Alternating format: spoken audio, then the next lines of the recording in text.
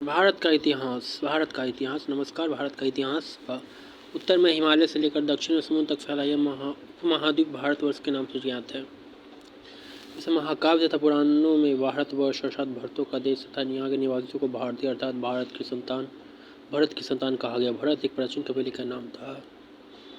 प्राचीन भारतीय अपने देश को जम्बू द्वीप अर्थात जम्बू जामुन वृक्षों का द्वीप कहते थे। प्राचीन ईरानी इसे सिंधु नदी के नाम से जोड़ते थे, जिसे वे सिंधु न कहकर हिंदू कहते थे। यही नाम फिर से पूरे पश्चिम में फैल गया। पूरे देश को इसे एक नदी के नाम से जाने लगा। यूनानी इसे हिंदे और अरब इसे हिंद कहते थे।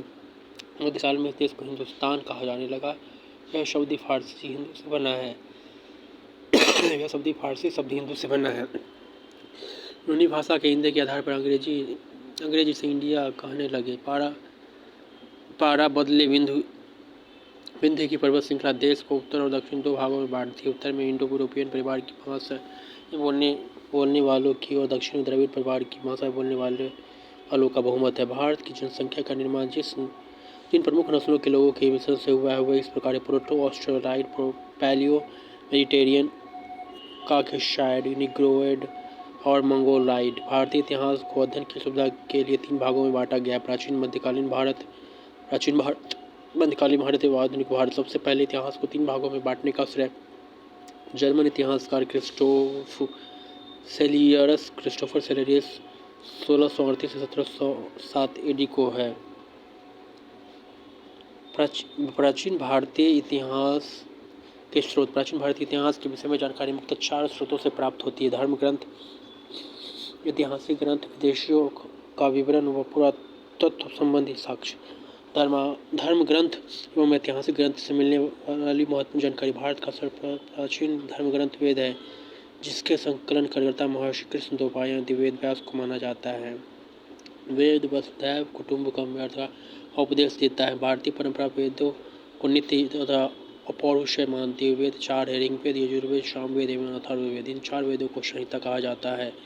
ऋग्वेद ऋचाओं के क्रमबद्ध ज्ञान के संग्रह को ऋग्वेद कहा जाता है। इसमें 10 मंडल, 1028 सूक्त, खिल्य पाठ के 11 सूक्त सहित एवं 10,465 ऋचाएँ हैं। इस वेद के ऋचाओं को पढ़ने वाले ऋषि को होत्री कहते हैं। इस वेद से आर्य के राजनीतिक प्रणाली, इतिहास एवं ईश्वर की महिमा के बारे में जानकारी मिलती है।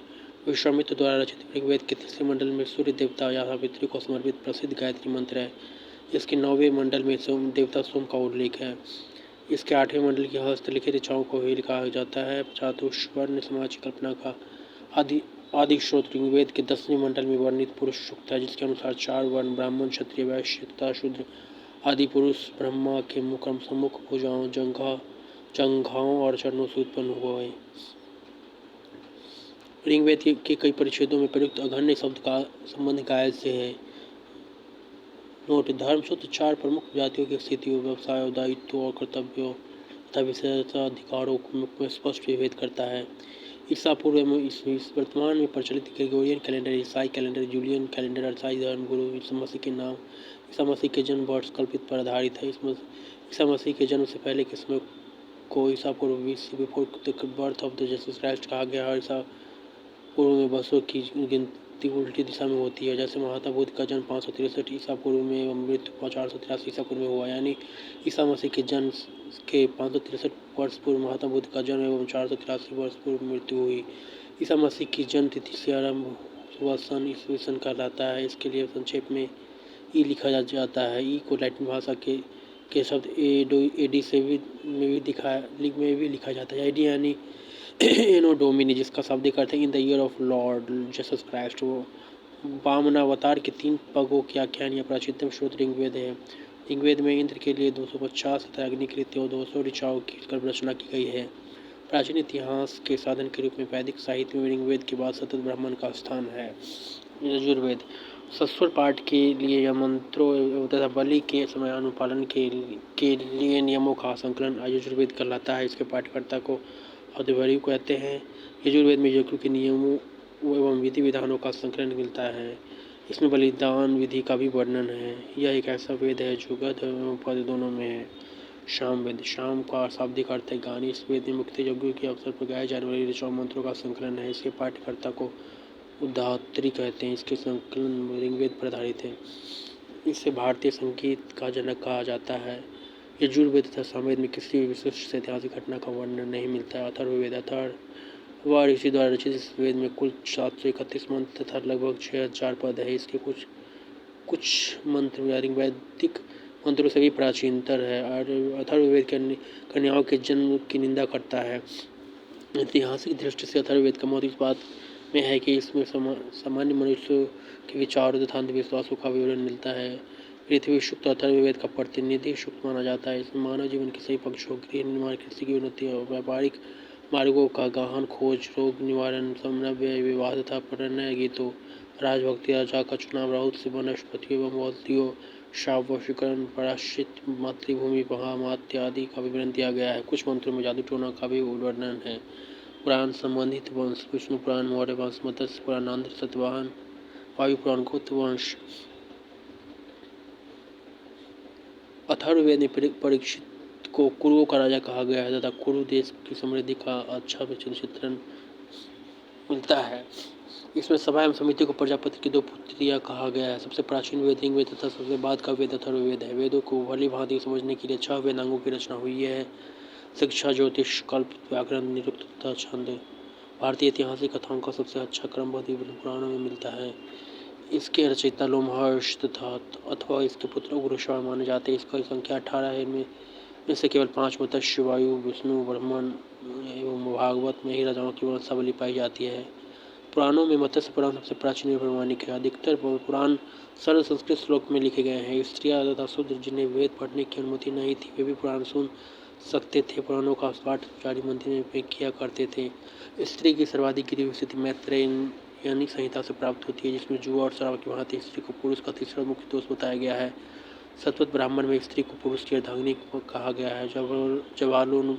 जबालोपनिषद में 4 आश्रमों का उल्लेख मिलता है। स्मृति ग्रंथों में सबसे प्राचीन एवं प्रमाणिक मनुस्मृति मानी जाती है। यह शुंग काल का मानक ग्रंथ है। नारद स्मृति को वंश के विषय में जानकारी प्रदान करता है। जातक में बुद्ध की पुनर्जन्म की कहानी वर्णित है। हिनयान का प्रमुख ग्रंथ कथा वस्तु है, जिसमें महात्मा बुद्ध का जीवन चरित्र अनेक कथाओं के साथ वर्णित है। जैन साहित्य को आगम कहा गया। जैन धर्म का प्रारंभिक इतिहास कल्पसत्र से ज्ञात होता है। जैन ग्रंथ भगवती सूत्र में महावीर के जीवन, कृत्य तथा अन्य का समकालिकों के साथ उनके संबंधों का विवरण मिलता है। अर्थशास्त्र के लेखक चाणक्य, कौटिल्य, विष्णुगुप्तय्या का 15 अधिकरणों एवं 180 प्रकरणों में विभाजित है। इससे मौर्यकालीन इतिहास की जानकारी प्राप्त होती है। अनुवादक श्याम शास्त्री। संस्कृत साहित्य में ऐतिहासिक घटनाओं को क्रमबद्ध लिखने का सर्वप्रथम प्रयास कर्ण के द्वारा किया गया। कर्ण द्वारा रचित पुस्तक राजतरंगिणी 8 तरंग है, जिसका संबंध कश्मीर के इतिहास से है। अरबों की सिंध विजय का वृत्तांत चचनामा लेखक अली अहमद में सुरक्षित है। अष्टाध्यायी या संस्कृत भाषा व्याकरण की प्रमुख पुस्तक के लेखक पाणिनि हैं। इससे मौर्य के पहले का इतिहास तथा मौर्य युगीन राजनीतिक अवस्था की जानकारी प्राप्त होती है।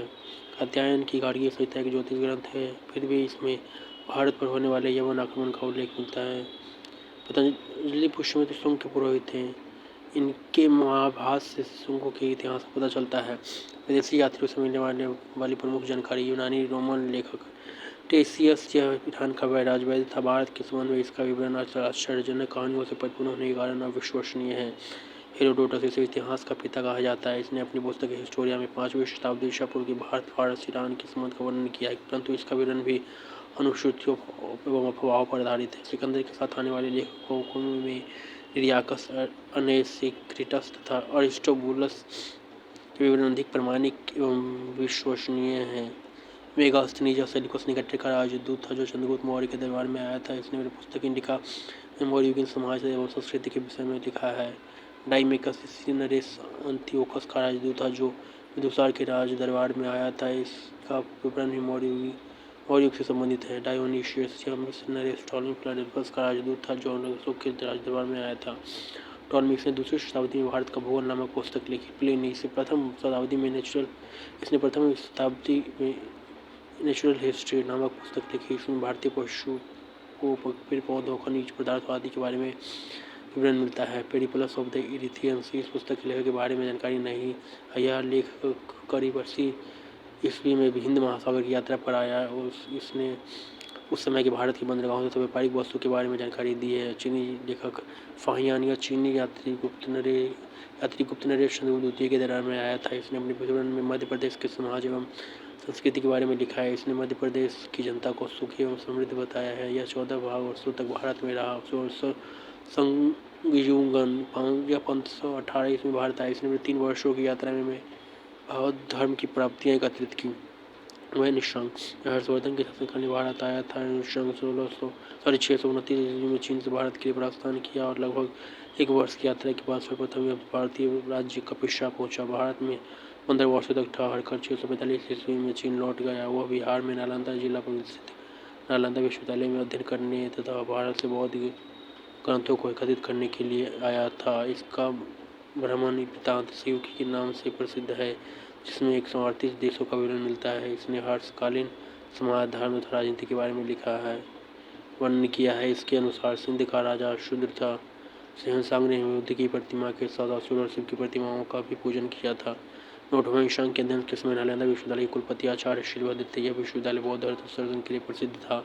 इत सिंह यह 7वीं शताब्दी के अंत में भारत आया। इसने अपने विवरण में नालंदा विश्वविद्यालय, विक्रमशिला विश्वविद्यालय तथा अपने समय के भारत का वर्णन किया है। अरबी लेखक अल-बरूनी महमूद गजनवी के समय भारत आया था। अरबी में लिखी गई उसकी कृति किताबुल हिंद या तहकीक हिंद भारत की खोज आज भी इतिहासकारों के लिए एक महत्वपूर्ण स्रोत है। यह एक विस्तृत ग्रंथ है जो धर्म और दर्शन, त्योहार, खगोल विज्ञान, कीमिया, रीति रिवाज तथा प्रथाओं, सामाजिक जीवन, भार तौल तथा मापन विधियों, मुक्ति कला, कानून, मापतंत्र, विज्ञान आदि विषयों के आधार पर 80 अध्यायों में विभाजित है। इसमें राजपूत कालीन समाज, धर्म, रीति रिवाज, राजनीति पर आदि पर सुंदर प्रकाश डाला गया है।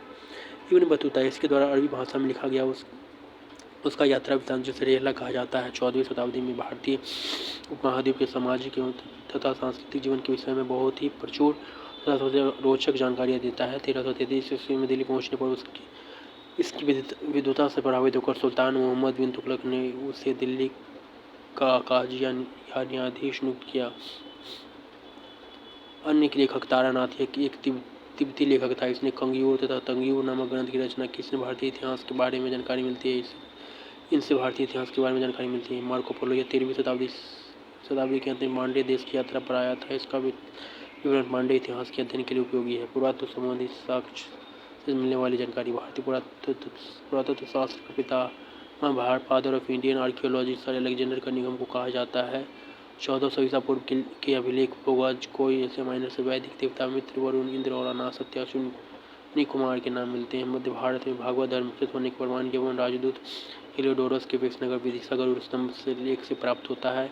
सर्वप्रथम भारतवर्ष का जिक्र हाथी गुफा अभिलेख में है। सर्वप्रथम दुर्भिक्ष का जानकारी देने वाला अभिलेख सहोगौड़ा अभिलेख। इस अभिलेख में संकट काल में उपयोग हेतु खाद्यान्न सुरक्षित रखने का भी उल्लेख है। सर्वप्रथम भारत पर होने वाले खून आक्रमण की जानकारी वित्तीय स्तंभ लेख से प्राप्त होती है। सती प्रथा का पहला लिखित साक्ष्य अभिलेख शासक भानुगुप्त से प्राप्त होती है।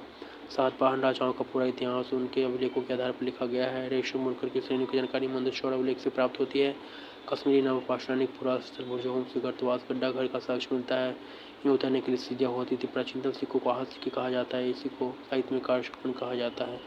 सर्वप्रथम सिक्कों पर लिखने का कार्य यवन शासकों ने किया। गुप्त की विनम्र प्याती मुद्रा वाली सिक्के से उसका संगीत प्रेम होने का प्रमाण मिलता है।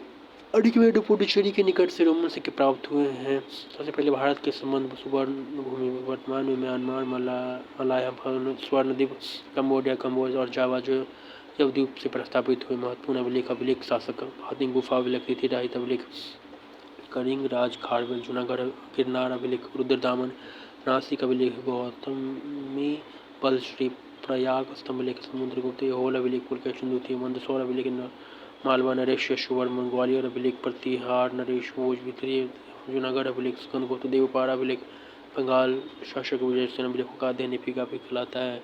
उत्तर भारत की मध्ययुगीय कला की शैली नागर शैली एवं दक्षिण भारतीय की मध्ययुगीय कला द्रविड़ शैली कहलाती है। दक्षिण भारत की मध्ययुगीय निर्माण में नागर और द्रविड़ दोनों शैलियों का प्रभाव पड़ रहा है, अतः यह वेस्टर्न शैली कहलाती है। पंचायतन शब्द मंदिर रचना शैली से संबंधित है। यह एक हिंदू मंदिर तथा पंचायतन शैली का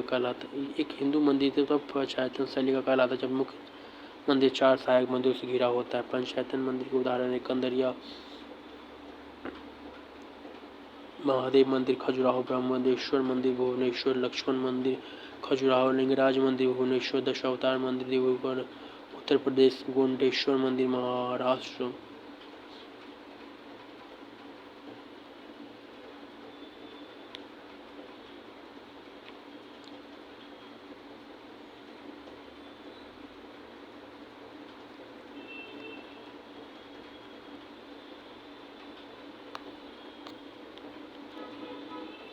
सिंधु सभ्यता रेडियो कार्बन C14 जैसी नवीन विश्लेषण पद्धति के द्वारा सिंधु सभ्यता की वर्तमान तिथि 2400 ईसा पूर्व से 1700 ईसा पूर्व मानी गई है। इसका विस्तार त्रिभुजाकार है। सिंधु सभ्यता की खोज 1921 में राय बहादुर दयाराम साहनी ने की। लेखन कला की उचित प्रणाली विकसित करने वाली पहली सभ्यता सुमेरियन और की सभ्यता थी। सिंधु सभ्यता के लोगों ने नगरों तथा घरों के विन्यास के लिए ग्रिड पद्धति अपनाई। घरों के दरवाजे और खिड़कियां सड़क की ओर न खुलकर पिछवाड़े की ओर खुलते थे। केवल लोथल नगर के घरों के दरवाजे मुख्य सड़क की ओर खुले थे। सिंधु सभ्यता में मुख्य फसल थी गेहूं और जौ। संतवासी मिठास के लिए शहद का प्रयोग करते थे। मिट्टी से बनी हल का साक्ष्य बनावली से मिला है। रंगपुर एवं लोथल से चावल के दाने मिले जिनसे धान की खेती होने का प्रमाण मिलता है। चावल के प्रथम साक्ष्य लोथल से ही प्राप्त हुए हैं। शुद्ध कोटुदा कालीबंगन एवं लोथल से संदर्भकालीन घोड़े के अस्थि पंजर मिले हैं। तौल की इकाई 16 के अनुपात में थी। संदर्भ सभ्यता के लोग यातायात के लिए दोपहियों एवं 4 पहियों वाली बैलगाड़ी या भैंसा गाड़ी का उपयोग करते थे। मेसोपोटामिया के अभिलेखों में वर्णित में लोहा शब्द का अभिप्राय हिंदू सभ्यता से ही है। संभवतः हड़प्पा संस्कृति का शासन वणिक वर्ग के हाथों में था। पिगनट ने हड़प्पा एवं मोहनजोदड़ो को एक विशिष्ट समाज की जुड़वा राजधानी कहा है। सिंधु सभ्यता के लोगों को धरती की उर्वरता के देवीमान धरती को उर्वरता की देवीमान की उसकी पूजा किया करते थे। वृक्ष पूजा और शिव पूजा की प्रचलन की साक्ष्य में सिंधु सभ्यता से मिले हैं। वास्तविक चिन्ह संभवतः हड़प्पा सभ्यता की देन है। इस चिन्ह से सूर्य उपासना का अनुमान लगाया जाता है। सिंधु घाटी के नगरों में किसी भी मंदिर के अवशेष नहीं मिले हैं। सिंधु सभ्यता में मातृ देवी की उपासना सर्वाधिक प्रचलित थी। पश्चिम में खोड़ा वाला आसानी सभ्यता के लोगों के लिए विशेष पूजनीय था। स्त्री मूर्तियाँ मिट्टी की मूर्तियाँ अधिक मिलने से ऐसा अनुमान लगाया जाता है कि संदर्भ समाज मातृसत्तात्मक था। सिंधु काल में विदेश व्यापार आयातित वस्तुएं प्रदेश तांबा खेतरी बलूचिस्तान ओमान चांदी अफगानिस्तान ईरान सोना कर्नाटक ईरान टीन अफगानिस्तान ईरान गोमेद सौराष्ट्र लाजवर्त मेसोपोटामिया सीसा ईरान। संदर्भ सभ्यता के प्रमुख स्थल नदी उत्खननकर्ता एवं वर्तमान स्थिति उत्खननकर्ता। क्रम संख्या प्रमुख स्थल नदी स्थिति उत्खननकर्ता। हड़प्पा पाकिस्तान के पंजाब प्रांत का साहिलवाल जिला दयाराम साहनी 1921 बौद्ध स्वरूप 1926 व्हीलर 1946। मोहनजोदड़ो सिंधु पाकिस्तान के सिंध प्रांत का तलरकाना जिला राखलदास बनर्जी 1922 मैके 1927 व्हीलर 1930। चौदह रोज सिंध प्रांत पाकिस्तान नवाब शाह जिला मैके 1925 जी मजूमदार 1931। घग्गर राजस्थान कालीबंगन घग्गर राजस्थान का हनुमानगढ़ जिला अमलानंद घोष 1921। बीवी लाल एवं बीके थापर 1961। कोट दीजीर सिंध प्रांत का खैरपुर किसान फजल अहमद 1953। रंगपुर मादर गुजरात का कटियावाड़ जिला रंगनाथ राव 1953 से 54। रोपर सतलज पंजाब का रोपर जिला यज्ञदत्त शर्मा 1953 से 56।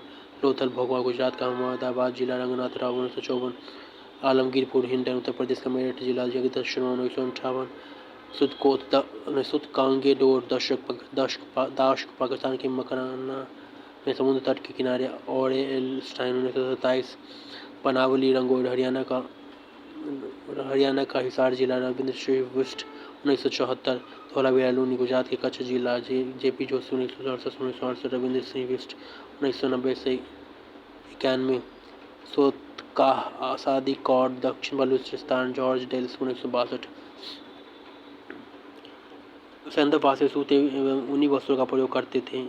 मनोरंजन के लिए संदर्भवासी मछली पकड़ना शिकार करना पशु पक्षियों को आपस में लड़ाना चौपर और पासा खेलना आदि साधनों का प्रयोग करते थे। सिंधु सभ्यता के लोग काले रंग से डिजाइन किए हुए लाल मिट्टी के बर्तन बनाते थे। सिंधु घाटी के लोग तलवार से परिचित नहीं थे। कालीबंगान एकमात्र हड़प्पन कालीन स्थल है जिसका निचला शहर सामान्य लोगों के रहने हेतु एक किले से घिरा हुआ था। कालीबंगान का अर्थ है काली चूड़िया। यहाँ से पूर्व हड़प्पा स्त्रों के खेत जोते जाने और अग्नि पूजा की प्रथा के प्रमाण मिले हैं। प्रदा प्रथा एवं वैश्यवृत्ति संदर्भ सभ्यता में प्रचलित थी। सबों को जलाने एवं गाड़ने की अन्य दोनों प्रथाएं प्रचलित थी। हड़प्पा में सबों को दफना जबकि मोहनजोदड़ो में जलाने की प्रथा विद्यमान थी। लोथल एवं कालीमंगान में युग समाधियाँ मिली हैं। संदर्भ सभ्यता के विनाश का संभवतः सबसे प्रभावी कारण था बाढ़ था। आग में पकी हुई मिट्टी को टेराकोटा कहा जाता है। वैदिक सभ्यता वैदिक काल का विभाजन दो भागों वैदिक काल 1500 से 1000 ईसा पूर्व और उत्तर वैदिक काल 1000 से 600 ईसा पूर्व में किया गया है। आर्य सर्वप्रथम पंजाब एवं पाकिस्तान में बसे। मैसूर ने आर्यों का मूल निवास मध्य एशिया को माना है। आर्यों द्वारा निर्मित सभ्यता वैदिक सभ्यता कहलाई। यह एक ग्रामीण सभ्यता थी। आर्यों की मूल भाषा संस्कृत थी। आर्य शब्द भाषा समूह को इंगित करता है। आर्यों को प्रशासनिक इकाई आरोही क्रम में इन 5 भागों में बटा हुआ कुल ग्राम 20 जन राष्ट्र। ग्राम के मुखिया ग्रामीण निवेश का प्रधान पुष्पति जन के शासक राजन कराते थे। राज्य अधिकारियों में पुरोहित एवं सेनानी प्रमुख थे। वरिष्ठ गुर्जरवादी एवं विश्वामित्र उदार पुरोहित थे।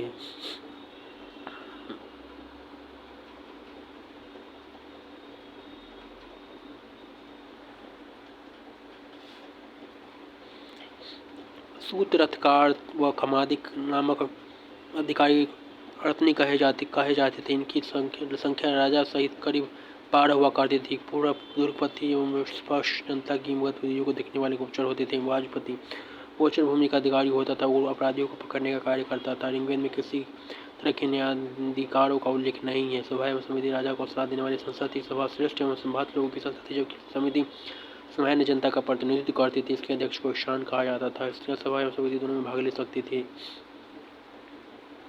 युद्ध में कबीले का नेतृत्व राजा करता था। युद्ध की के लिए गविष्ठी शब्द का प्रयोग किया गया जिसका अर्थ है गायों की खोज। दशराग युद्ध का उल्लेख ऋग्वेद के साथ ही युद्ध रोशनी रावी नदी के तट पर सुदास तथा 10 जनों के बीच लड़ा गया जिसमें सुदामा विजयी हुआ। ऋग्वैदिक समाचार वर्णों में विभक्त थे। ये वर्ण थे ब्राह्मण क्षत्रिय वैश्य और शूद्र। यह विभाजन व्यवसाय पर आधारित था। ऋग्वेद के 10वें मंडल में पुरुष सूक्त के चतुर्वर्णों का उल्लेख मिलता है। इसमें कहा है कि ब्राह्मण परम पुरुष के मुख से, क्षत्रिय उनकी भुजाओं से, वैश्य उनकी जांघों से एवं शूद्र उनके पैरों से उत्पन्न हुए हैं। दिशा वैदिक शब्द राजा का नाम। पूर्व प्राचीन सम्राट, पश्चिम प्रतीची स्वराष्ट्र, उत्तर उदीची गुजरात, मध्य राजा, दक्षिण भोज। आर्यों का समाज पितृप्रधान था। समाज की सबसे छोटी इकाई उपनिषदों की कुल संख्या 108, महापुराणों की संख्या 18, वेदांग की संख्या 6। आर्यों का समाज पितृप्रधान था। समाज की सबसे छोटी इकाई परिवार या कुल थी जिसका मुखिया पिता होता था जिसे कुलप कहा जाता था। स्त्रियां इस काल में अपने पति के साथ याज्ञिक कार्य में भाग लेती थी। बाल विवाह तथा पर्दा प्रथा का प्रचलन नहीं था। विधवा अपने मृतक पति के छोटे भाई देवर से विवाह कर सकती थी। स्त्रियां शिक्षा ग्रहण करती थी। ऋग्वेद में लोपामुद्रा, घोषा, सिक्ता, अल्पा एवं विश्वास जैसी विदुषी स्त्रियों का वर्णन है। गार्गी ने याज्ञवल्क्य को विवाद की चुनौती दी थी। जीवन भर अविवाहित रहने वाली महिला को अमाजु कहा जाता था। जीविकोपार्जन के लिए वेद वेदांग पढ़ाने वाला अध्यापक उपाध्याय कहलाता था। आर्यों का मुख्य पेय पदार्थ सोमरस था। यह वनस्पति से बनाया जाता था। आर्य मुख्य 3 प्रकार के वस्त्रों का प्रयोग करते थे, वास, अधिवास और उष्णी। अंदर पहने जाने वाले कपड़े को नीवी कहा जाता था। आर्यों का समाज पितृप्रधान था। समाज की सबसे छोटी इकाई परिवार या कुल थी जिसका मुखिया पिता होता था जिसे कुलप कहा जाता था। स्त्रियां इस काल में अपने पति के साथ यज्ञ कार्य में भाग लेती थी। बाल विवाह तथा पर्दा प्रथा का प्रचलन नहीं था। प्रमुख दर्शन एवं उसके प्रवर्तक। दर्शन प्रवर्तक चार्वाक, योग पतंजलि, सांख्य, कपिल के न्याय, गौतम, पूर्व मीमांसा जैमिनी, उत्तर मीमांसा बादरायण, वैशेषिक कनाद या उलूक। महर्षि कनाद को भारतीय पुराण मानववाद का जनक कहा गया है। आर्यों के मनोरंजन के मुख्य साधन थे संगीत, रथ दौड़, घोड़दौड़ एवं युद्ध की। आर्यों का मुख्य व्यवसाय पशुपालन एवं कृषि था। आर्यों को गाय को अघन्य न मार जाने योग्य पशु के श्रेणी में रखा गया था। गाय की हत्या करने वाले या उसे घायल करने वाले के लिए वेदों में मृत्युदंड को देश से निकालने की व्यवस्था की गई है। आर्यों का प्रिय पशु घोड़ा तथा सर्वाधिक प्रिय देवता इंद्र थे। आर्यों द्वारा खोजी गई बहुत धातु लोहा थी जिसे श्यामायस्क कहा जाता था। तांबे को लोहितायस्क कहा जाता था। व्यापार हेतु दूर दूर तक जाने वाले व्यक्ति को पनी कहते थे। लेन देन में वस्तु विनिमय की प्रणाली प्रचलित थी। ऋग्वेद देकर ब्याज लेने वाले व्यक्ति को वेनकोट सूदखोर कहा जाता था। ऋण देकर ब्याज लेने वाला व्यक्ति को वेनकोट सूदखोर कहा। मनुष्य एवं देवता के बीच मध्यस्थ की भूमिका निभाने वाला देवता के रूप में अग्नि की पूजा की जाती थी। ऋग्वेद में उल्लेखित सभी नदियों में सरस्वती सबसे महत्वपूर्ण तथा पवित्र मानी जाती है। ऋग्वेद में गंगा 1 बार और यमुना का उल्लेख 3 बार हुआ है। इसमें सिंधु नदी का उल्लेख सर्वाधिक बार हुआ है। ऋग्वैदिक नदियाँ। प्राचीन नाम, आधुनिक नाम: क्रुभ, कुर्रम, कुभा, कापुर, तस्ता, झेलम, अस्कनी, चिनाब, पुरुषणी, रावी, शतुद्री, सतलज, बिपाशा, व्यास, सदानीरा, गंडक, दृश्यधति, घग्गर, गोमती, गोमल, वस्तु, सुवात। उत्तर वैदिक काल में इंद्र के स्थान पर प्रजापति सर्वाधिक प्रिय देवता हो गए थे। विष्णु के 3 पगों की कल्पना का विकास उत्तर वैदिक काल में ही हुआ। ऋग्वैदिक देवता संबंध: इंद्र युद्ध का नेता एवं वर्षा का देवता, अग्नि देवता एवं मनुष्य के बीच मध्यस्थ, वरुण सूर्य पृथ्वी एवं सूर्य के निर्माता, समुद्र का देवता, विश्व के नियामक एवं शासक, सत्य का प्रतीक, ऋतु परिवर्तन एवं दिन रात का कर्ता, धौ आकाश का देवता, सबसे प्राचीन सोम, वनस्पति देवता, उषा, प्रगति एवं उत्थान देवता, अश्विन, पतियों को हराने वाला देवता, पूषण, पशु का देवता, विष्णु, विश्व के संरक्षक एवं पालनकर्ता, स्मरुत, आदि तूफान का देवता। उत्तर वैदिक काल में राजा के राज्याभिषेक के समय राजसूय यज्ञ का अनुष्ठान किया जाता था। उत्तर वैदिक काल में वर्ण व्यवस्था की वजह जन्म के आधार पर निर्धारित होने लगी थी। उत्तर वैदिक काल में हल को शिरा और हल रेखा को सीता कहा जाता था। उत्तर वैदिक काल में निष्क और शतमान मुद्रा की इकाई थी, लेकिन इस काल में किसी खास बाहर आकृति और मूल्य की सिक्कों के प्रचलन का कोई प्रमाण नहीं मिलता। सांख्य दर्शन भारत के सभी दर्शनों में सबसे प्राचीन है। इसके अनुसार एक मूल तत्व 25 है, जिनमें प्रकृति पहला तत्व सत्यम जयते मुंडकोपनिषद से लिया गया है। इसी उपनिषद में यज्ञ की तुलना 40 नामों से की गई है। गायत्री मंत्र सावित्री नामक देवता को संबंधित, जिसका संबंध ऋग्वेद से है। लोगों को आर्य बनाने के लिए विश्वामित्र ने गायत्री मंत्र की रचना की। श्राद्ध की प्रथा पहले दत्तात्रेय ऋषि के बेटे निमि ने शुरू की। श्राद्ध की प्रथा पहल दत्तात्रेय ऋषि के बेटे निमि ने शुरू की। उत्तर वैदिक काल में कौशाम्बी नगर में प्रथम बार पकी ईंटों का प्रयोग किया गया। महाकाव्य 2 है, महाभारत एवं रामायण। महाभारत का पुराना नाम जय संहिता है। विश्व का सबसे बड़ा महाकाव्य गोत्र नामक संस्था का जन्म उत्तर वैदिक काल में हुआ। वेदांत दर्शन के मौलिक ग्रंथ ब्रह्मसूत्र एवं वेदांग सूत्र की रचना बृहदारण्यक ने की। महाजनपदों का उदय।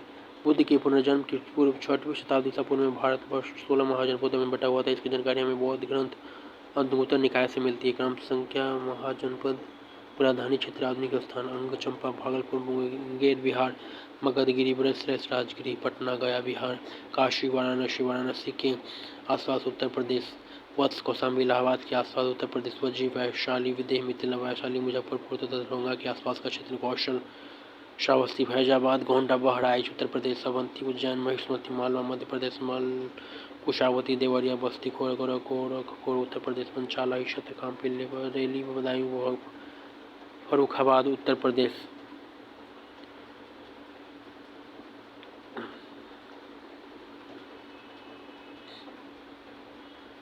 चेदी, शक्तिमती, बुंदेलखंड उत्तर प्रदेश, कुरु, इंद्रप्रस्थ, आधुनिक दिल्ली, मेरठ एवं हरियाणा के कुछ क्षेत्र, मत्स्य विराट, जयपुर, अलवर, भरतपुर, राजस्थान के आसपास के क्षेत्र, कम्बोज, घाटक, राजौरी तथा हजारा क्षेत्र, सूरसेन, मथुरा उत्तर प्रदेश, अस्मक, पोटलीपुत्र, गोदावरी नदी क्षेत्र, दक्षिण भारत का एकमात्र जनपद, गांधार, तक्षशिला, रावलपिंडी एवं पेशावर, पाकिस्तान। जैन धर्म के संस्थापक एवं प्रथम तीर्थंकर ऋषभदेव थे। जैन धर्म के 30वें तीर्थंकर पार्श्वनाथ थे, जो काशी के इक्ष्वाकु वैश्य राजा अशोक के पुत्र थे। इन्होंने 30 वर्षों की अवस्था में सन्यास जीवन को स्वीकारा। इनके द्वारा दी गई शिक्षा थी: हिंसा न करना तथा सत्य बोलना, चोरी न करना तथा संपत्ति न रखना। महावीर स्वामी जैन धर्म के 24वें एवं अंतिम तीर्थंकर हुए। महावीर का जन्म 540 ईसा पूर्व में गुंडल ग्राम वैशाली में हुआ था। इसके पिता सिद्धार्थ ज्ञात्रिक कुल के सिद्धार्थी और माता मित्रश्री राजा चिटक की बहन थी। महावीर की पत्नी का नाम यशोदा एवं पुत्री का नाम अनुजा प्रियदर्शिता। महावीर के बचपन का नाम वर्तमान था। उन्होंने 30 वर्ष की उम्र में माता पिता की मृत्यु के पश्चात अपने बड़े भाई नंदीवर्धन से अनुमति लेकर सन्यास जीवन को स्वीकारा था। 12 वर्षों की कठिन तपस्या के बाद महावीर को जिम्बी के समीप तेजोपालिका नदी के तट पर साल वृक्ष के नीचे तपस्या करते हुए संपूर्ण ज्ञान का बोध हुआ। इसी समय से महावीर जिन विजेता, पूज्य और निर्ग्रंथ बंधनहीन कहलाए। महावीर ने अपने उपदेश प्राकृत अर्धमागधी भाषा में दिया। महावीर के अनुयायियों को मूलतः निर्ग्रंथ कहा जाता था। महावीर के प्रथम अनुयायी उनके दामाद प्रियदर्शनी के पति जामिल थे। प्रथम जैन भिक्षुणी नरेश देवान की पुत्री चंपा थी। महावीर ने अपने शिष्यों को 11 धर्मों में विभाजित किया। आर्य धर्म अकेला ऐसा गंधर्व था जो महावीर की मृत्यु के बाद भी जीवित रहा और जैन धर्म का प्रथम 13 यापों के उपदेशक हुआ। महावीर स्वामी के भिक्षुणी संघ के प्रधान चंद्रनाथ थी। प्रमुख जैन तीर्थंकर उनके प्रतीक चिन्ह जैन तीर्थंकर के नाम एवं कर्म एवं प्रतीक चिन्ह ऋषभदेव प्रथम, सांड अजितनाथ द्वितीय, हाथी संभव तृतीय, घोड़ा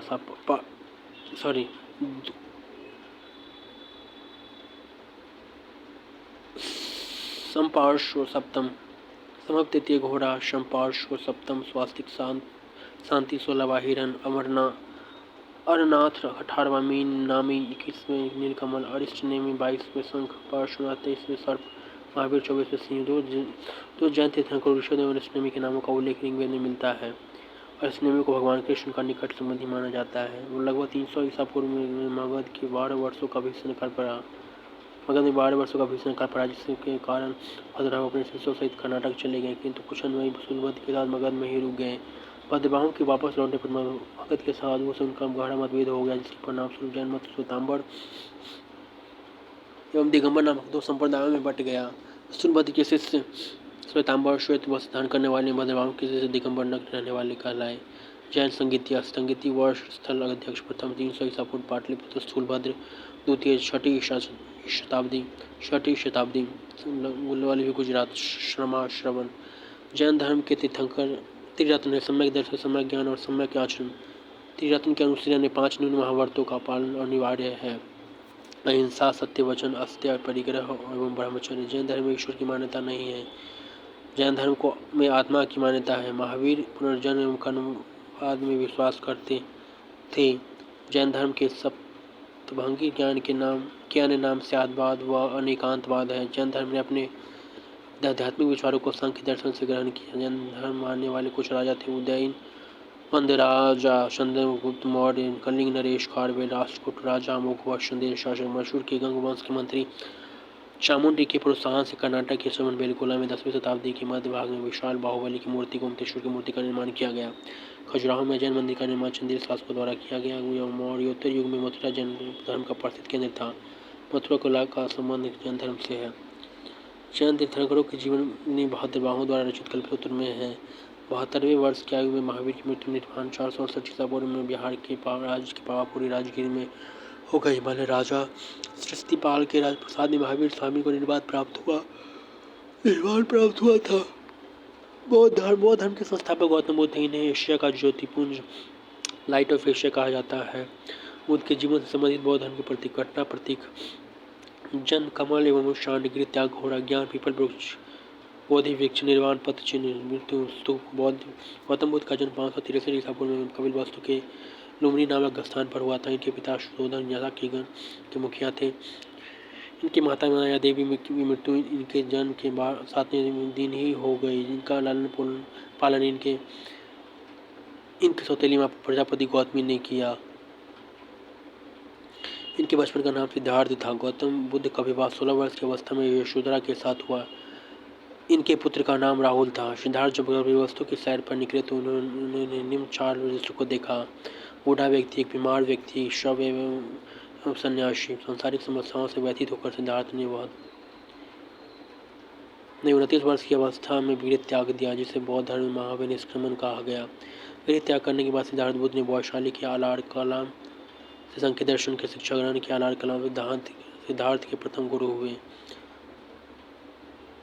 आलार कलाम के बाद सिद्धार्थ ने राजगीर के रुद्र का रामपुर से शिक्षा प्राप्त ग्रहण की। रुरबेला में सिद्धार्थ को कौंडिन्य ने वप्पा, भादिया, महानामा एवं सागी नामक 5 साधक मिले। बिना अन्न जल ग्रहण किए 6 वर्ष की कठिन तपस्या के बाद 35 वर्ष की आयु में वैशाख की पूर्णिमा की रात निरंजना फल्गु नदी के किनारे पीपल वृक्ष के नीचे सिद्धार्थ को ज्ञान प्राप्त हुआ। ज्ञान प्राप्ति के बाद सिद्धार्थ बुद्ध के नाम से जाने गए। वह स्थान बोधगया कहलाया। बुद्ध ने अपना प्रथम उपदेश सारनाथ ऋषिपत्नम में दिया, जिसे बौद्ध ग्रंथ में धर्म चक्र प्रवर्तन कहा गया। बुद्ध ने अपने उपदेश साधारण की भाषा पाली में दिए। बुद्ध ने अपने उपदेश कौशल, वैशाली, कौशाम्बी व अन्य राज्यों में दिए, लेकिन सर्वाधिक उपदेश कौशल देश की राजधानी श्रावस्ती में दिए। उनके प्रमुख अनुयायी थे शासक बिंबिसार, प्रसेनजीत व उदयन। बुद्ध की मृत्यु 80 वर्ष से वास्तव में 483 ईसा पूर्व में कुशीनारा देवरिया उत्तर प्रदेश में चुनु द्वारा अर्पित भोजन करने के बाद हो गया है, जिससे बौद्ध धर्म में महापरिनिर्वाण कहा गया है। मौलवी सिक्के ने अत्यंत सम्मानपूर्वक बुद्ध का अंत्येष्टि संस्कार किया। एक अनुश्रुति के अनुसार मृत्यु के बाद बुद्ध के शरीर के अवशेषों को 8 भागों में बांटकर उन पर आस्तूपों का निर्माण कराया गया। बुद्ध के जन्म एवं मृत्यु की तिथि को चीनी या परंपरा के एंटोन अभिलेख के आधार पर निश्चित किया गया है। बौद्ध के धर्म के बारे में हमें विशुद्ध ज्ञान त्रिपिटक, विनय पिटक, सूत्र पिटक व अभिधम्म पिटक से प्राप्त होता है। तीनों पिटकों की भाषा पाली है। बौद्ध धर्म मूलतः ईश्वरवादी है। इसमें आत्मा की परिकल्पना भी नहीं है। बौद्ध धर्म में पुनर्जन्म की मान्यता है। तृष्णा को नष्ट करने की अवस्था को बुद्ध ने निर्वाण कहा है। विश्व दुखों से भरा यह सिद्धांत बुद्ध ने उपनिषद से लिया।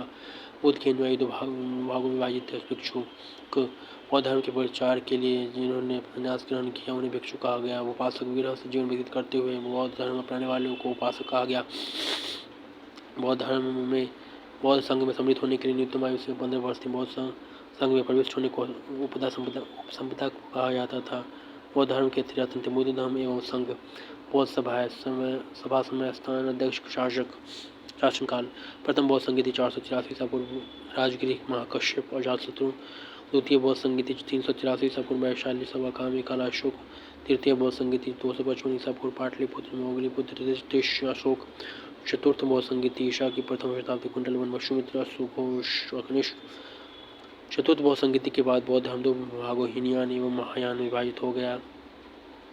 बौद्ध धर्म के महायान संप्रदाय का आदर्श बोधिसत्व है। बोधिसत्व दूसरे के कल्याण को प्राथमिकता देते हुए अपने निर्वाण में विलंब करते हैं। हीनयान का आदर्श अरहत पद को प्राप्त करना है। जो व्यक्ति अपनी साधना से निर्वाण को प्राप्त करते हैं उन्हें यह अरहत कहा जाता है।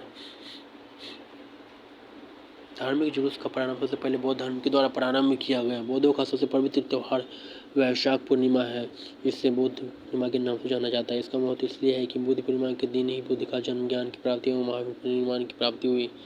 बुद्ध ने संसारिक सुखों के संबंध में 4 आर्य सत्यों का उपदेश दिया है। यह दुख समुदाय, दुख निरोध एवं दुख निरोधगामिनी प्रतिपदा।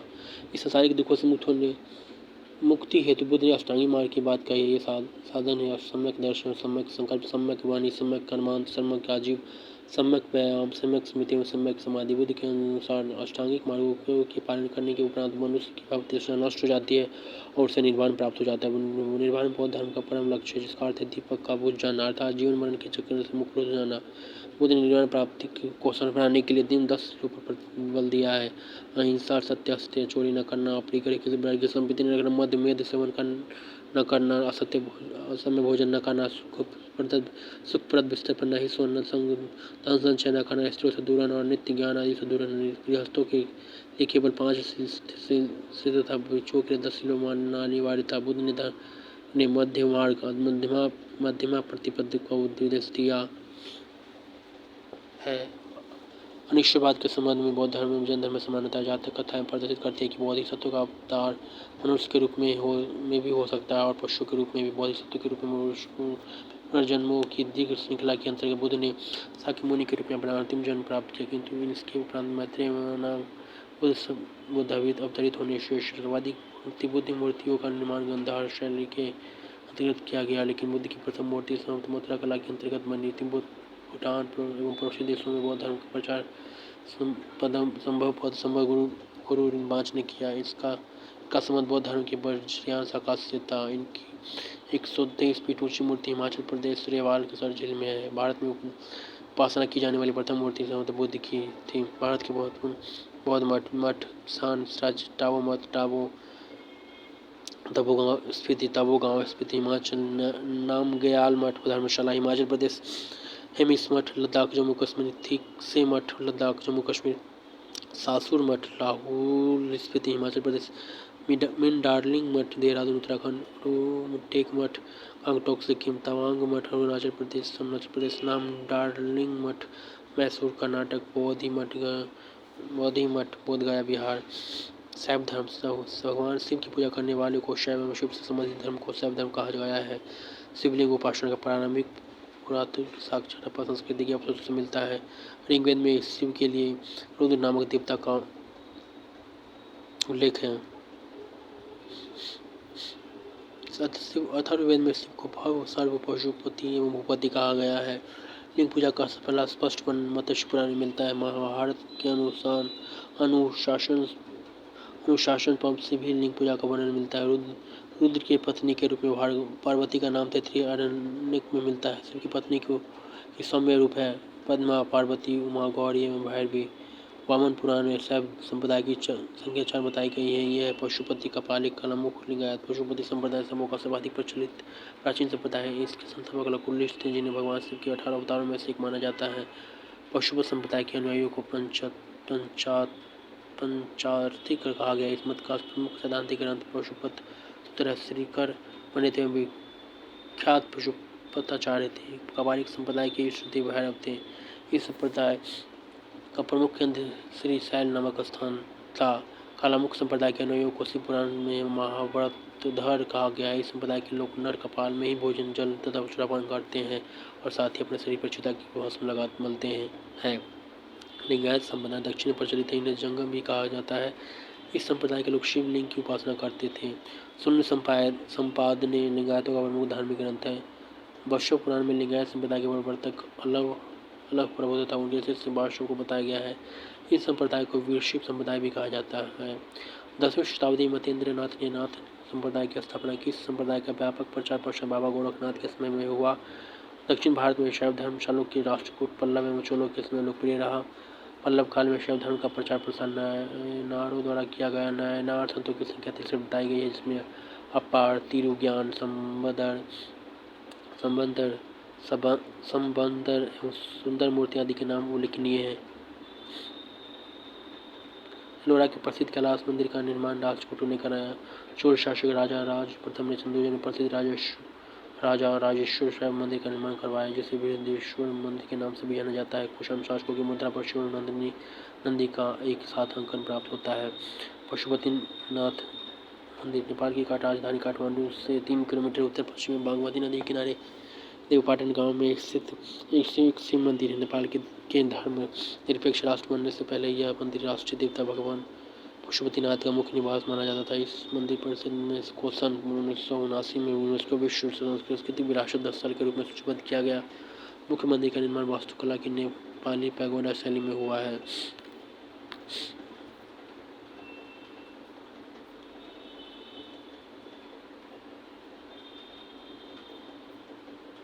संप्रदाय संस्थापक आजीवक मखलीपुत्र घोषल घोर क्रियावादी पूरन कश्यप, यदीच्छावाद आचार्य अजित, भौतिकतावादी प्रकुद कच्चायन, भौतिक दर्शन अनिश्चयवादी संजय वेठलीपुत्र निश्चयवादी।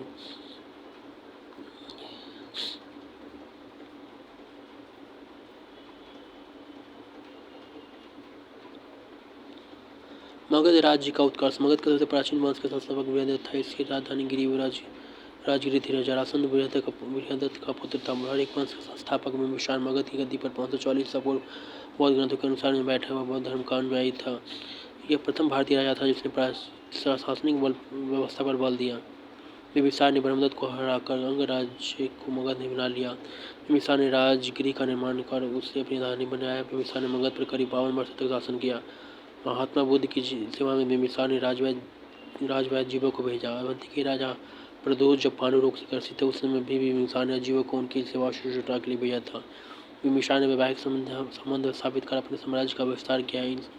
इसने कौशला रेस प्रसन्नजित की बहन कुमार कौशला से वैशाली के चेटा की पुत्री चंद्रा तथा मध्य देश आधुनिक पंजाब की राजकुमारी क्षमा से शादी की। बिंबिसार की हत्या उसके पुत्र अजातशत्रु ने कर दी और वो 493 ईसा पूर्व में गंगवती की गद्दी में बैठा। अजातशत्रु का उपनाम कुनिक था। वो प्रारंभ में जैन धर्म का अनुयायी था।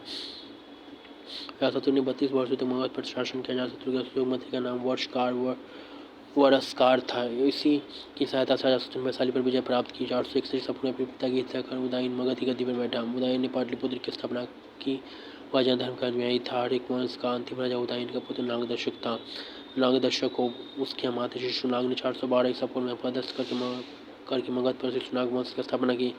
शिशुनाग ने अपनी राजधानी को पाटलिपुत्र से हटाकर वैशाली में स्थापित की। शिशुनाग का उत्तराधिकारी काल अशोक हुआ, पुनः राजधानी को पाटलिपुत्र ले गया।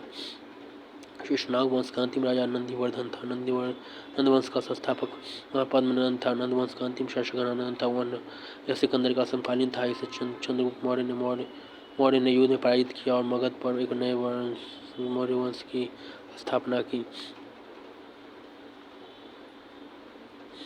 मौर्य साम्राज्य। मौर्य वंश का संस्थापक चंद्रगुप्त मौर्य का जन्म 345 ईसा पूर्व में हुआ था, जिसने चंद्रगुप्त मौर्य को सेंट्रोकोटस कहा है, जिसकी पहचान विलियम जोन्स ने चंद्रगुप्त मौर्य से की है। विशाखदत्त कृतमुद्रा राक्षस में चंद्रगुप्त मौर्य के लिए विशाल आश्य निम्न कुल में उत्पन्न शब्द का प्रयोग किया गया है। घनानंद घोराने में चाणक्य, कौटिल्य, विष्णुगुप्त ने चंद्रगुप्त मौर्य की मदद की थी, जो बाद में चंद्रगुप्त का प्रधानमंत्री बना। इसके द्वारा लिखित पुस्तक अर्थशास्त्र जिसका संबंध राजनीति से है। चंद्रगुप्त मगध की राजगद्दी पर 322 ईसा पूर्व में बैठा। चंद्रगुप्त जैन धर्म का अनुयायी था। चंद्रगुप्त ने अपना अंतिम समय कर्नाटक के श्रवणबेलगोला नामक स्थान पर बिताया। चंद्रगुप्त ने 305 ईसा पूर्व में सेल्यूकस निकेटर को हराया। सेल्यूकस निकेटर ने अपनी पुत्री कार्निलिया की शादी चंद्रगुप्त मौर्य के साथ कर दी और युद्ध की संधि की शर्तों के अनुसार प्रांत काबुल, कंधार, हेरात एवं मकान चंद्रगुप्त मौर्य को दिए। चंद्रगुप्त मौर्य ने जैनी भद्द को गुरु भद्रभाव से जैन धर्म की दीक्षा ली थी। मेगास्थनीज सेल्यूकस निकेटर का राजदूत था, जो चंद्रगुप्त मौर्य के दरबार में रहता था। मेगास्थनीज द्वारा लिखी गई पुस्तक इंडिका है। मेगास्थनीज के अनुसार सम्राट का जनता के सामने आने के अवसर पर शोभा यात्राओं के रूप में जश्न मनाया जाता है। उन्हें एक सोने के पालकी में ले जाया जाता है। उनके अंगरक्षक सोने और चांदी से अलंकृत हथियारों हाथियों पर सवार रहते हैं। कुछ अंगरक्षक पेड़ों को लेकर चलते हैं। इन पेड़ों पर प्रशिक्षित तोतों का झुंड रहता है, जो सम्राट के सिर के चारों तरफ चक्कर लगाता रहता है। राजा सामान्यतः हथियारबंद महिलाओं से घिरे होते हैं। उनके खाना खाने के समय खास नौकर उनके खाने को चखते हुए लगातार 2 रात एक कमरे में नहीं सोते। पाटलिपुत्र के बारे में पाटलिपुत्र की विशाल प्राचीर से घिरा है, जिसमें 570 बुर्ज 64 द्वार है। 2 और 3 मंजिल वाले घर लकड़ी एवं कच्ची मिट्टी से बने हैं। राजा का महल भी काठ का बना है, जिसे पत्थर की नक्काशी से अलंकृत किया गया है। यह चारों तरफ से विधानों और कृषि के लिए बने बसेरों से घिरा है। चंद्रगुप्त मौर्य सेल्यूकस के बीच हुए युद्ध का वर्णन एपियानस ने किया। प्लूटार्क के अनुसार चंद्रगुप्त मौर्य ने सेल्यूकस को 500 हाथी उपहार में दिए। चंद्रगुप्त मौर्य की मृत्यु 298 ईसा पूर्व में श्रवणबेलगोला में उपवास द्वारा हुई। बिंदुसार। चंद्रगुप्त मौर्य का उत्तराधिकारी बिंदुसार हुआ, जो 298 ईसा पूर्व में मगध की राजगद्दी पर बैठा। मित्रघात के नाम से भी बिंदुसार जाना जाता है। मित्रघात का अर्थ है शत्रु विनाशक। बिंदुसार आजीवक संप्रदाय का अनुयायी था। अशोक पहले ब्राह्मण धर्म का अनुयायी था। कन्हन के राजतरंगिणी से पता चलता है कि वह शैव धर्म का उपासक था। निग्रोध के प्रवचन सुनकर उसने बौद्ध धर्म को अपना लिया। वायु पुराण में बिंदुसार को भद्रसार या वारिसार कहा गया है। वैष्णवों के अनुसार सीरियन नरेश एंटियोकस ने बिंदुसार के दरबार में डाइमेकस नामक राजदूत भेजा। इसे मेगास्थनीज का उत्तराधिकारी माना जाता है। जैन ग्रंथों में बिंदुसार को वैसे ही कहा गया है। बिंदुसार के शासनकाल में तक्षशिला सिंधु एवं झेलम नदी के बीच में हुए दो विद्रोह का वर्णन है। इस विद्रोह को दबाने के लिए बिंदुसार ने पहले सुशुम्क और बाद में अशोक को भेजा। इथीनियस के अनुसार बिंदुसार ने सीरिया के शासक एंटियोकस वंश मदिरा, सूखी अंजीर एवं दार्शनिक भेजने की प्रार्थना की थी। बौद्ध विद्वान तारानाथ ने बिंदुसार को 16 राज्यों का विजेता बताया है। अशोक। बिंदुसार का उत्तराधिकारी अशोक महान हुआ, जो 269 ईसा पूर्व में मगध की गद्दी पर बैठा। अशोक की माता का नाम सुभद्रांगी था। दिव्यदान के अनुसार राजगद्दी पर बैठने के समय अशोक अवंती का राज्यपाल था। मास्की और गुजरा अभिलेखों में अशोक का नाम अशोक मिलता है। पुराणों में अशोक को अशोकवर्धन कहा गया है। अशोक ने अपने राज्याभिषेक के 8 वर्ष बाद लगभग 261 ईसा पूर्व में कलिंग पर आक्रमण किया और कलिंग की राजधानी तोशली पर अधिकार कर लिया। उल्लेख 13वें शिलालेख में। प्लिनी का कथन है कि मिस्र का राजा फिलाडेल्फस टॉलमी सेकंड ने पाटलिपुत्र में डियानिशियस नाम का एक राजदूत भेजा था अशोक के दरबार में।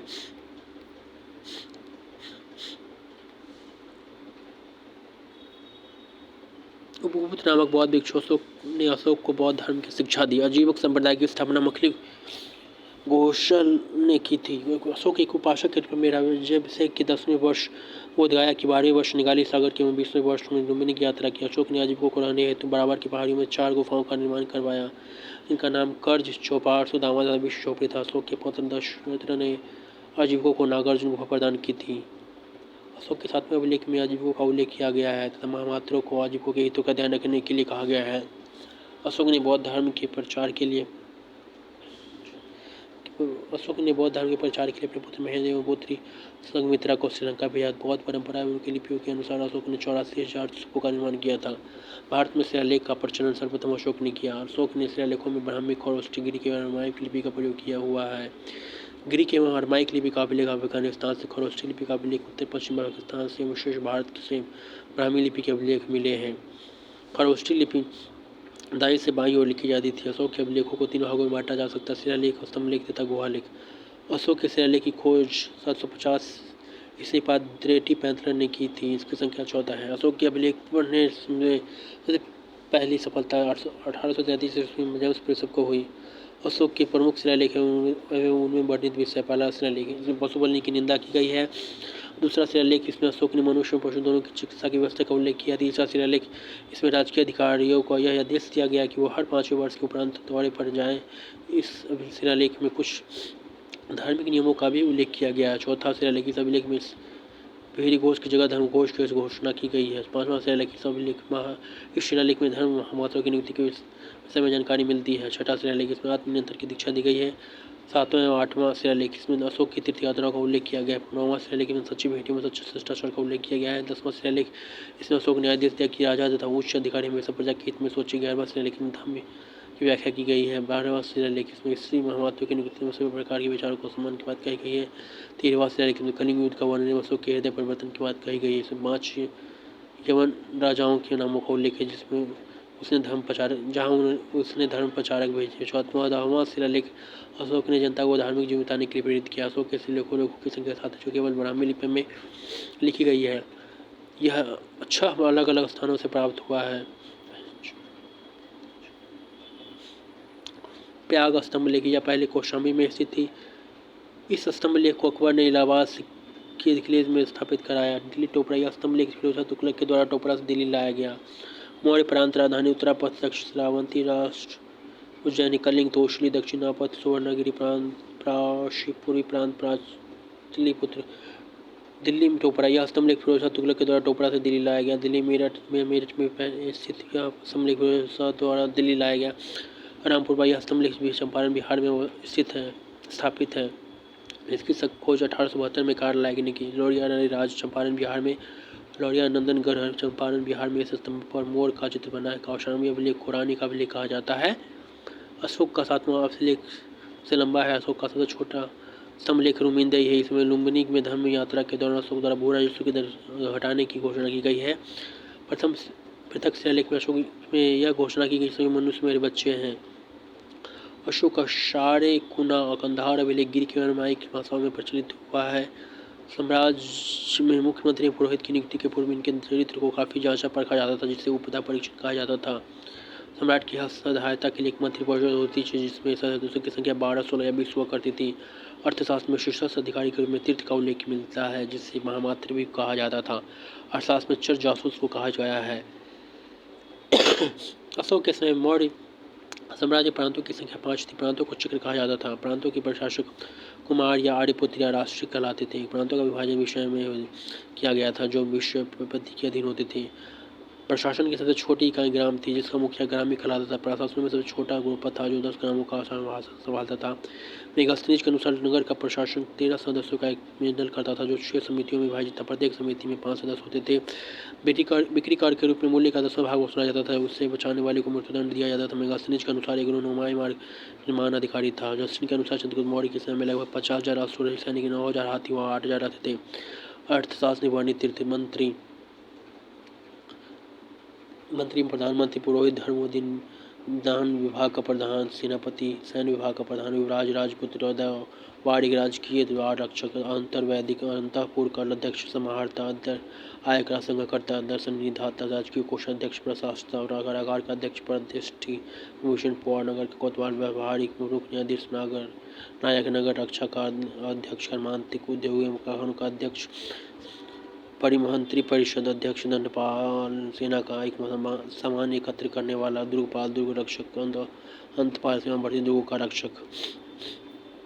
जस्टिन नामक यूनानी लेखक के अनुसार चंद्रगुप्त मौर्य ने अपनी 6 लाख की फौज से सारे भारत को रौंद दिया। यह बात सही भी हो सकती है और ना भी, लेकिन यह सही है कि चंद्रगुप्त ने पश्चिमोत्तर भारत को सेल्यूकस की गुलामी से मुक्त किया। प्रशासनिक समितियाँ उनके कार्य समिति कार्य प्रथम उद्योग कार्य का निरीक्षक, द्वितीय विदेशियों की देखरेख, तृतीय जनगणना का विवरण रखना, चतुर्थ व्यापारी वाणिज्य की देखभाल, पंचम निर्मित वस्तुओं के विक्रय का निरीक्षण, षष्ठ व्यक्ति कर वसूल करना, युद्ध से क्षेत्र में सेना का नेतृत्व करने वाला अधिकारी नायक कहलाता था। सैन्य विभाग का सबसे बड़ा अधिकारी सेनापति होता था। प्लिनी नामक यूनानी लेखक के अनुसार चंद्रगुप्त मौर्य की सेना में 6 लाख पैदल सिपाही, 30,000 घुड़सवार और 9,000 हाथी थे। मेगास्थनीज के अनुसार मौर्य सेना का रखरखाव 5 सदस्यीय 6 समितियाँ करती थी। मौर्य प्रशासन में गुप्तचर विभाग महामात्य शरभ नामक अमात्य की अधीन था। अर्थशास्त्र में गुप्तचर को गूढ़ पुरुष कहा गया है। एक स्थान पर आकर कार्य करने वाले गुप्तचर को संस्था कहा जाता था। एक स्थान से दूसरा स्थान में भ्रमण करके कार्य करने वाले गुप्तचर को संचार कहा जाता था। सैन्य समितियाँ में उनके कार्य प्रथम जनसेना की व्यवस्था, द्वितीय यातायात एवं रसद की व्यवस्था, तृतीय पैदल सैनिकों की देखरेख, चतुर्थ अश्वारोहियों की सेना की देखरेख, पंचम ध्वज सेना की देखरेख, षष्ठम रथ सेना की देखरेख। अशोक के समय जनपदीय न्यायालय न्यायाधीश को राजुक कहा जाता था। सरकारी भूमि को सीता भूमि कहा जाता था। बिना वर्षा की अच्छी खेती होने वाली भूमि को अवैध मातृक कहा जाता था। मेगास्थनीज भारतीय समाज को 7 वर्गों में विभाजित किया है। दार्शनिक, किसान, अहीर, कारीगर, सैनिक, निरीक्षक एवं सभासद। स्वतंत्र वेश्यावृत्ति को अपनाने वाली महिला को रूपजीवा कहलाती थी। नंदवंश के विनाश करने में चंद्रगुप्त मौर्य ने कश्मीर के राजा पर प्रत्यक्ष सहायता प्राप्त की थी। मौर्य वंश शासन 137 वर्ष तक रहा। भागवत पुराण के अनुसार मौर्य वंश में 10 राजा हुए, जबकि वायुव्य पुराण के अनुसार 9 राजा हुए। मौर्य वंश का अंतिम शासक बृहदर्थ था। इसकी हत्या करके सेनापति पुष्यमित्र शुंग ने 185 ईसा पूर्व में सेनापति पुष्यमित्र शुंग ने 185 ईसा पूर्व में कर दी और मगध पर शुंग वंश की नींव डाली। अशोकाराम विहार पाटलिपुत्र में था। ब्राह्मण साम्राज्य शुंग एवं कनु राजवंश। पुष्यमित्र शुंग जिसने मगध पर शुंग वंश की नींव डाली ब्राह्मण जाति का था। शुंग शासकों ने अपनी राजधानी विदिशा में स्थापित की। यूनानी शासक मिनांडर को पुष्यमित्र शुंग ने पराजित किया। पुष्यमित्र शुंग ने दो बार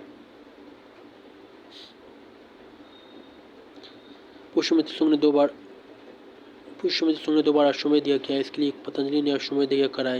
इनके लिए पतंजलि ने अश्वमेध यज्ञ कराए। भरूच स्तूप का निर्माण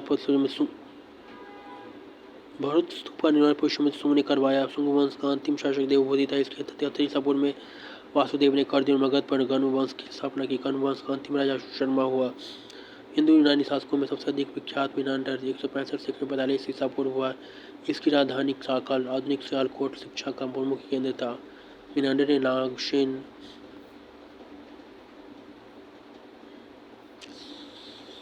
मौर्य वंश का अंतिम कनु वंश का अंतिम शासक शर्मा हुआ।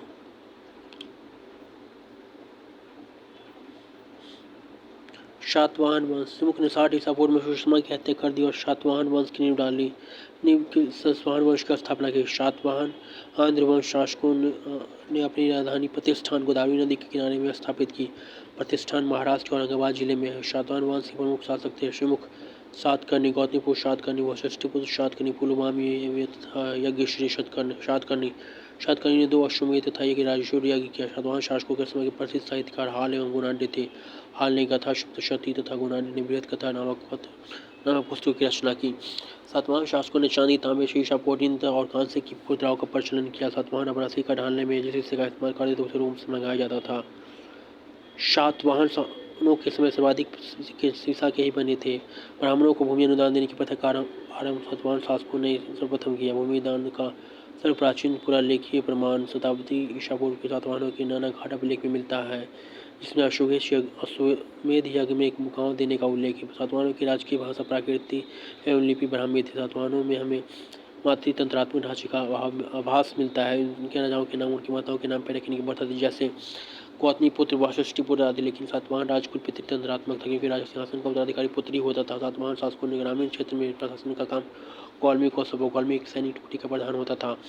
इसमें 9 रथ, 9 हाथी, 25 घोड़े और 45 पैदल सैनिक होते थे। सातवाहनों की महत्वपूर्ण स्थापत्य कृतियाँ कारलिका, चैत्य, अजंता एवं एलोरा की गुफाओं का निर्माण एवं अवधि कला का विकास। सातकर्णी तथा अन्य सभी सातवाहन शासक दक्षिणापथ के स्वामी कहे जाते थे। सातवाहन राज्य के उत्तर दक्षिण भारत के बीच सेतु काम किया। सातवाहन राज्य ने उत्तर और दक्षिण भारत के बीच सेतु काम किया। चेदी राजवंश कलिंग। अशोक की मृत्यु के उपरांत संभवतः प्रथम शताब्दी ईसा पूर्व में कलिंग में चेदी वंश का उदय हुआ। इसकी जानकारी हमें हाथी गुफा अभिलेख भुवनेश्वर उड़ीसा से मिलती है। खारवेल इस वंश का एक प्रतापी राजा था। खारवेल जैन धर्म का अनुयायी था और उसने जैन मुनियों के लिए उदयगिरी की पहाड़ी में गुफाओं का निर्माण करवाया था।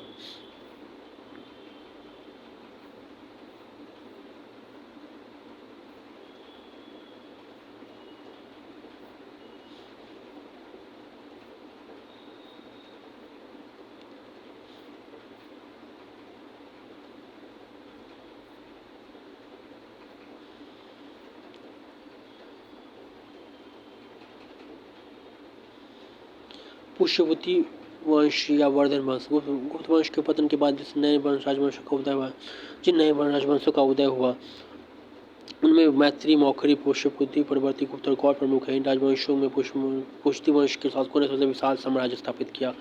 पुष्यवती वंश के संस्थापक पुष्यवती था। इसकी राजधानी थानेश्वर है। प्रांतीय कुरुक्षेत्र जिले में स्थित वर्तमान थानेश्वर स्थान थी। प्रभाकर वर्धन इस वंश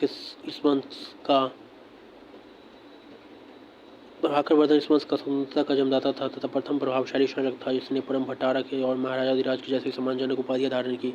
प्रभाकर वर्धन की पत्नी यशोमती से 2 पुत्र राजवर्धन और हर्षवर्धन तथा एक कन्या राजश्री उत्पन्न हुई। राजश्री का विवाह कन्नौज के मौखरी राजा गर्भवर्मा के साथ हुआ। मालवा के शासक देवगुप्त ने गर्भवर्मा की हत्या कर दी और राजश्री को बंदी बनाकर कारागार में डाल दिया। राजवर्धन ने देवगुप्त को मार डाला, परंतु देवगुप्त के मुँह गौड़ नरेश सांगी ने धोखा देकर राजवर्धन की हत्या कर दी। शशांक का अनुयायी था। इसने बौद्ध वृक्ष बोध गाया को उठवा दिया। राजवर्धन की मृत्यु के बाद 606 ईस्वी में 16 वर्ष की अवस्था में हर्षवर्धन थानेश्वर की गद्दी पर बैठा। हर्ष को शरादित्य के नाम से जाना जाता था। इसने परम भट्टारक नरेश उपाधि धारण की। हर्ष ने सांग को पराजित कर कन्नौज पर अधिकार कर लिया तथा उसे अपनी राजधानी बनाया। हर्ष और पुलकेशिन द्वितीय के बीच नर्मदा नदी के तट पर युद्ध हुआ जिसमें हर्ष की पराजय हुई। चीनी यात्री वेईशांग हर्षवर्धन के शासनकाल में भारत आया। वेईशांग को यात्रियों में राजकुमार, चीनी नीति का पंडित एवं वर्तमान शाक्य मुनि कहा जाता है। वह नालंदा विश्वविद्यालय पढ़ने एवं बौद्ध ग्रंथ संग्रह करने के उद्देश्य से भारत आया था।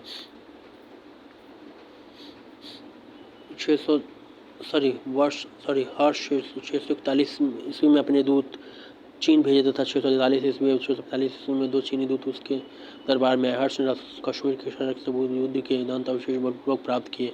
हर्ष के पूर्वज भगवान शिव और ईश्वर के अनुपासक थे। प्रारंभ में हर्ष भी अपने कुल देवता शिव का परम भक्त था। चीनी यात्री वेईशांग से मिलने के बाद उसने बौद्ध धर्म की महायान शाखा को राजश्रय प्रदान किया तथा वह पूर्ण बौद्ध बन गया। हर्ष के समय में नालंदा महाविहार महायान बौद्ध शिक्षा की शिक्षा का प्रधान केंद्र था।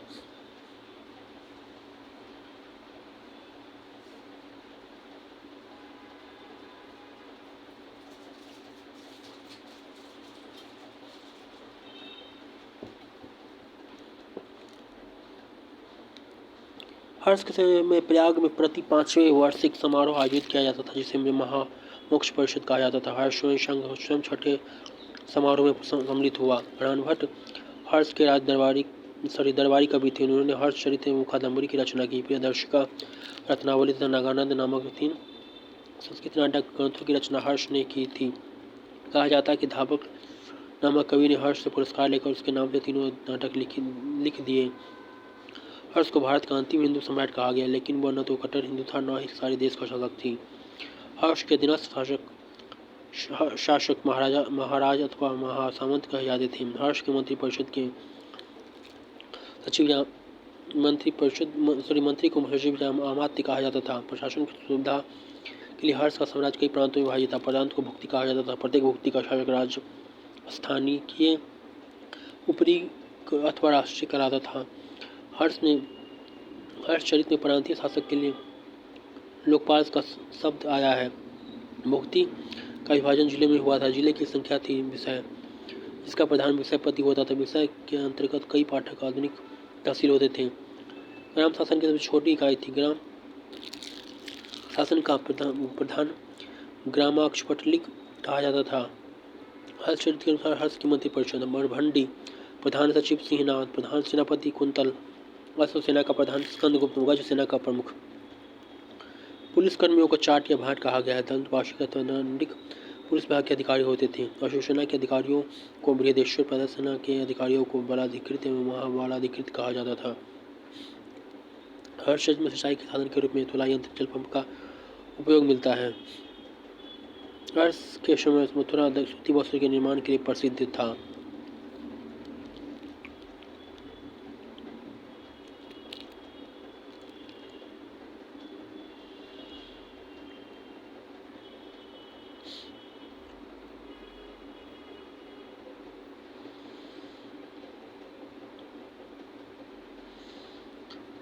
धन्यवाद। Thank you so much. All the best.